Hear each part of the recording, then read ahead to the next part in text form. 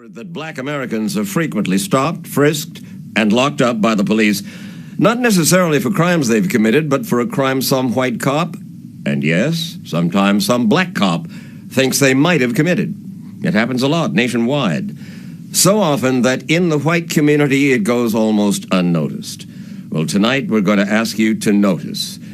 To notice what happened to just one of your fellow Americans who was stopped, frisked, arrested, and charged with a crime. His name is Bryonn Bain. And who is Bryonn Bain? A graduate student at Harvard Law School. I've gone to Harvard for 2 years now, but I've been black all my life. Bain's parents were immigrants from Trinidad. His father, Raleigh Bain, had been a photographer in the U.S. Army, and so they moved around a lot. And now his dad is a teacher in upstate New York. Bryonn's mother, Veronica, is a nurse. And to make sure her 3 sons, her husband, and a nephew could go to college, she held 3 jobs. And she still does. My mom would always say, you have to work 3 times as hard. You know, once because you're black, twice because I'm Trinidad, you're West Indian, and 3 times because after I sacrifice so much, you better not let me down, So she always, instilled in us this idea that, we could achieve whatever we wanted to achieve, and the sky was the limit. As a teenager in upstate New York, Bryonn and his brother Christopher, known as Kay, and their cousin Kyle Vasquez, for obvious reasons called Red, were bused to a school that was 90% white. Every week there was a different racial incident that happened. Seeing like nigger on your locker in like 9th grade, I remember K. Bain is a Niger, they spelled it wrong. Niger? Yeah. But Bryonn Bain shielded himself from the racism they encountered. He was gonna be Mr. Academics. He was gonna use this environment, which was very unfriendly for us, and get into his studies and be in the honor society. I remember in 7th grade, him running up and down the halls with posters, Bryonn Bain for president, Bryonn Bain. 7th grade, yeah. 7th grade. So, and that's how he chose to deal with it. And he kept on campaigning while he went to Columbia University in New York, where he was voted class president each of his 4 years there. And then he got his master's degree at NYU, and today he is only months away from getting his law degree from Harvard. K. Bain, his brother, graduated from Brooklyn College and worked for the New Jersey Department of Corrections. And Red Vasquez, a clerical assistant at a New York City hospital, attended community college. So why would the police zero in on Bain, his brother, and his cousin, arrest them on a charge of criminal mischief, put them in a jail cell, and hold them overnight?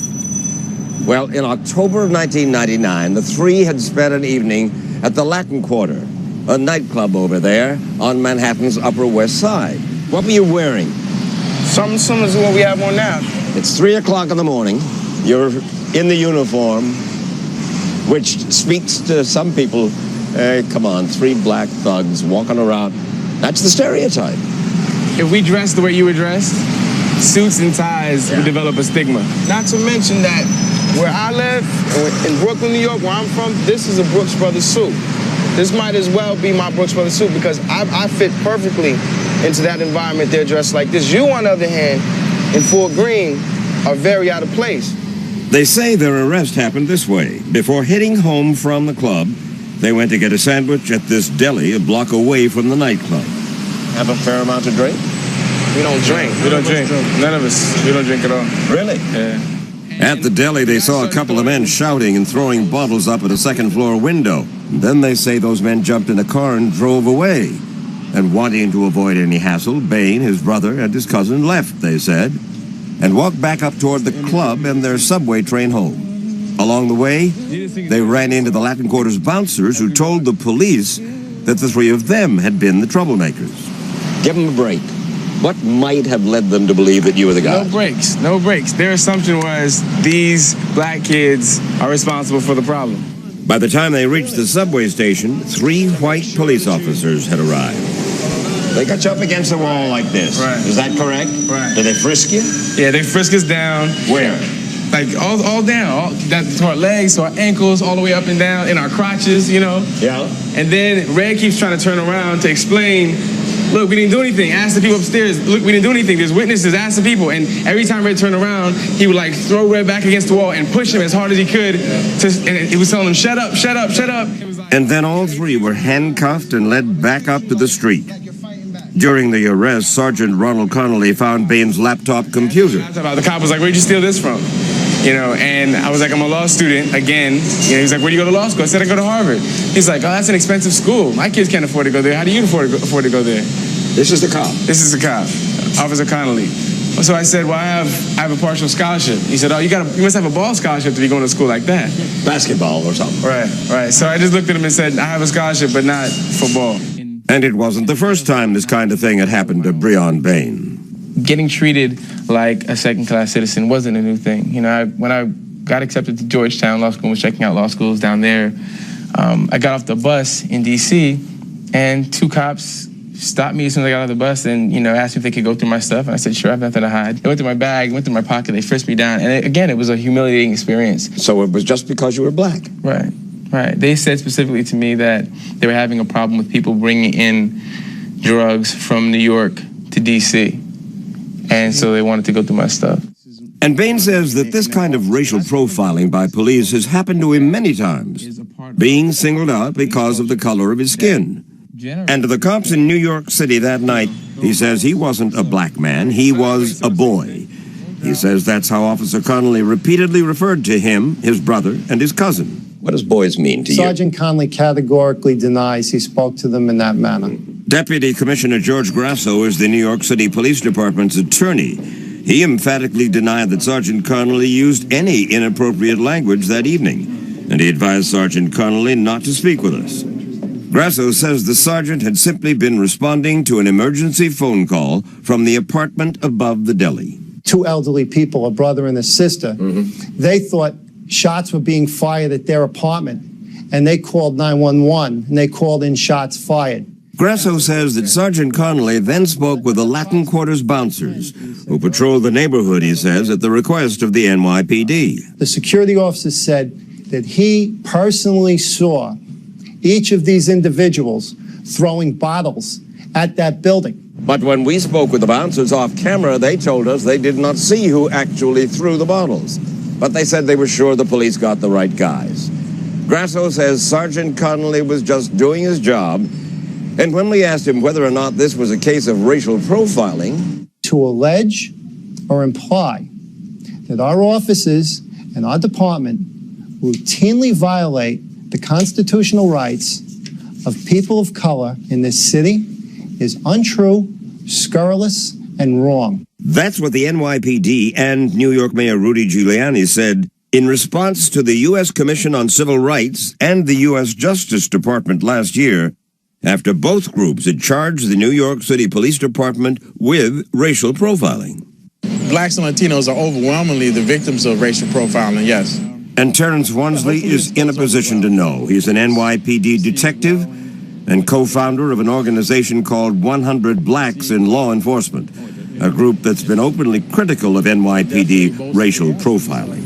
and apparently the United States government is saying to New York's police department, get your act together, correct? That's correct. It's a long time overdue. Were you surprised to see this? Absolutely not. Should black kids, should Latino kids act differently when they come across the cop? Without question. At 100 Blacks in Law Enforcement, we have a program called What to Do When Stopped by the Police. Yeah. And the focus of this is to survive the encounter. We don't advocate people practicing justice on the corner. We say, survive the encounter, get your justice later on. The day after his arrest, Bryonn Bain returned to law school and wrote an essay about what had happened to him. It was published last May in New York's Village Voice newspaper. When did you tell your mother about what happened? We didn't. She got the first copy of the Village Voice when it came out. What'd she say when she saw that? Well, she called me up and she said, well, you know, we have to fight this thing. We have to fight this thing because you can't just let this sit. You can't just let this happen to you and not respond to it. Bain told his mother his essay was his response. And the reaction to it was immediate from all around the country because it was also published on the internet. More than 50,000 hits on the newspaper's website. His article was titled Walking While Black, the Bill of Rights for Black Men. What Bain did was to rewrite the 10 amendments of the U.S. Constitution's Bill of Rights from a black man's perspective, weaving in the story of his arrest. Amendment 1. Congress can make no law altering the established fact that a black man is a nigger. Amendment number 2. The right of any white person to apprehend a nigger will not be infringed. Bain says he used the word nigger in his essay specifically to make a point. I would say people should be offended by the term. I was offended by the way that I was treated. And much more than profane language, I'm concerned about the profane conditions in which people live and die. Amendment 7. Niggers must remain within the confines of their own neighborhoods. Those who do not are clearly looking for trouble. As an example, Look, 3 guys dressed like you, coming along Madison Avenue, you know, white territory. And a little noise, and maybe a boom box. And people are saying, for crying out loud, why don't they? Right? Does that make me a racist? I've been annoyed by loud music myself, and I don't think that would make me a racist, so I don't see why it makes you one. I don't think the issue is loud music. You still see people cross the street, grab their pocketbooks. So take away the music, take away the style of dress if you want, but you still have the same reaction. Hurt you? I think it's a reminder. It lets you know where you are and lets you know that things really haven't changed all that much. after turning up with a lawyer for 4 court-ordered appearances over a 5-month period, the case against them was dismissed and the court records were sealed. No evidence and no witnesses against them were ever presented in court. Amendment 10. A nigger who has no arrest record just hasn't been caught yet. You got no arrest record, except for this last. Yeah, and if anything should ever happen again, they'll look up my record and they'll say, oh, this guy has a record. So obviously, he's guilty. They dropped the case against you. They dropped the case. I still have an arrest record, though. You know, it's still there. And you want that arrest record expunged? I would love to have it expunged. Expunged so it doesn't ruin his future. You gonna run for office? I doubt it. Come on, you love to talk. I want to be an organizer, an activist, an educator, an artist. Politics turns me off because everybody's afraid to tell the truth. And people are afraid to call it like they see it. Well, that's just what Bain says he intends to keep on doing. For one thing, he's out talking to other students here at Hunter College in New York. I don't see myself as a victim as much as I see myself as a person with a cause, and with an agenda and a plan to challenge the status quo. This is a stupid question, but answer it. Take it seriously. Would you rather be white?